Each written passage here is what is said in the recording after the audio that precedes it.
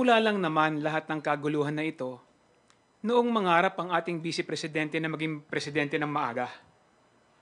Nung mangarap ang former president na paupuin yung kanyang anak na maging presidente kaagad. Doon naman nagsimula lahat ng ito. Nakita naman natin ng ating presidente, si Presidente BBM, napakamahinahon na leader, napakamahinahon na tao dahil yan yung kanyang personalidad. Hindi pumapatol sa kahit anumang usapin na tingin niya makakasakit sa ekonomiya ng ating bansa. Nakita naman natin ang pagtatrabaho ng ating presidente kasama ng ating speaker. Wala silang ibang gustong mangyari kundi umangat ang kabuhayan ng ating mamamayan.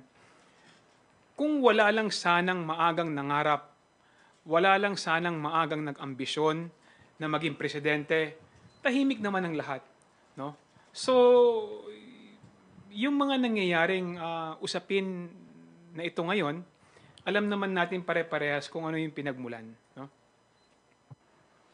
Ano masasabi po ninyo dun sa sinabi ko ni Congressman Kong Gu na kaya daw nagkakaganito, nagkakagulo dahil po sa atat po daw si VP Sara na maging presidente?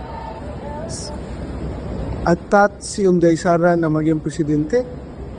O yung boss nila atat maging presidente? So pwede. Kaya demolish nila si VP Sara. Which is which? Which is which? As I've said, kung kay Inday Sara naman ay reaction lamang sa mga aksyon na ginagawa nila sa HOR at saka sa Malacanang. Diba? Kung wala sila ginagawa, tahimik naman itong Vice President natin, magtatrabaho lang. Pag lang nilang gawin, kasi mag-react talaga yan. Hindi po siya atat maging presidente. Hindi po siya atat. Kung bibigay ng Panginoon niya sa kanya, as to become a president is a destiny. Hindi po yan pwede ambisyonin, hindi po yan pwede planuhin. Kahit ano plano gagawin ninyo dyan na paninira o demolish, kahit ano gawin ninyo mga plano dyan, kung hindi yan ibigay ni Lord sa inyo, hindi talaga yan mapunta sa inyo.